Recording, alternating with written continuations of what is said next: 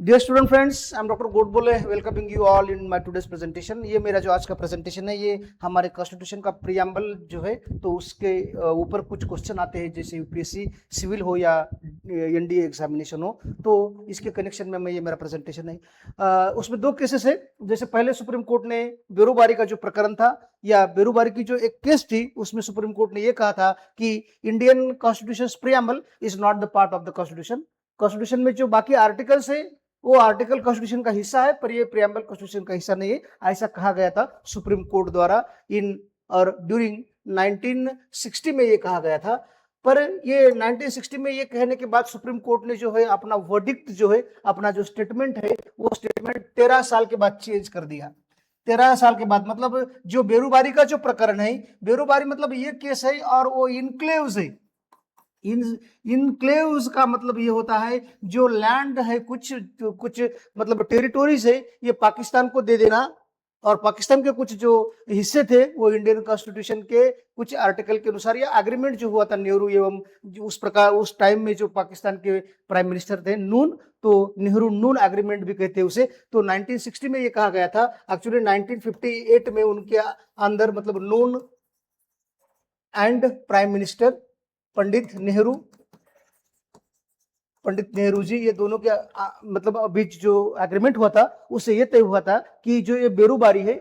वो पहले इंडिया में थी, अब तो बांग्लादेश में चली गई है, पर वो पाकिस्तान को देना ऐसा तय हुआ था। पर बाद में हमारे इंडियंस थे, उन्हीं के द्वारा बहुत ही सारा अपोज हुआ, तो ये बात चली प्रेसिडेंट साहब के पास। तो प्रेसिडेंट साहब के पास कुछ पावर है, जैसे कि आर्टिकल नंबर 143 एक जो है उसमें का, तो ये है कि प्रेसिडेंट साहब जो है, तो सुप्रीम कोर्ट जो है हाईएस्ट और दी अपेक्स अथॉरिटी, उनका डिसीजन लेते हैं, उनकी राय लेते हैं कि ये तो ऐसा हो रहा है। मतलब प्रेसिडेंट साहब ने कहा कि प्राइम मिनिस्टर साहब ने एग्रीमेंट वगैरह कुछ किया था, तो अब तो ऐसा मतलब अपोज हो रहा है, तो क्या करे। तो सुप्रीम कोर्ट का जो स्टेटमेंट होता है, जो उनका एडवाइस होता है, वो प्रेसिडेंट साहब को मिल सकता है, पर ये कंपलसरी नहीं होता है कि जो कहा गया वही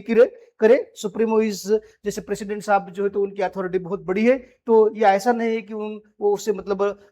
ध्यान में लिया ही जाए, ऐसा मतलब इंप्लीमेंट किया ही जाए, ऐसा नहीं होता है। पर सुप्रीम कोर्ट का स्टेटमेंट आने के बाद सुप्रीम कोर्ट ने ये कहा कि यदि कोई एग्रीमेंट हो रहा है छोटा बड़ा, तो ये mere agreement and mere promises can not work. The Indian constitution has to be run on a certain principles. तो हमें ये बड़ी चीज ऐसी करनी है, इनक्लेव्स किसी और को देना है, तो हमें जो है, तो आर्टिकल नंबर 368 जो है इंडियन कॉन्स्टिट्यूशन के अंदर जो अमेंडिंग पावर जो है, तो ये अमेंडिंग पावर के तहत अमेंडमेंट करना पड़ेगा, तब जाके तुम इनक्लेव वो लेन देन कर सकते हो लैंड की। जैसे कहा गया है कि आर्टिकल नंबर 3 जो है हमारे जो किसी बाहरी मुल्क का युद्ध के दरमियान एवं कोई मतलब जो लैंड हमने हमारे टेरिटोरी का हिस्सा हम बना सकते हैं, पर उसका मतलब यह नहीं है कि मियर एग्रीमेंट से, प्राइम मिनिस्टर साहब के एग्रीमेंट से हम ऐसा नहीं इजाजत देते। वो करने के बाद जो है, तो उसमें वो केस के अंदर ऐसा कहा गया था कि प्रियम्बल जो है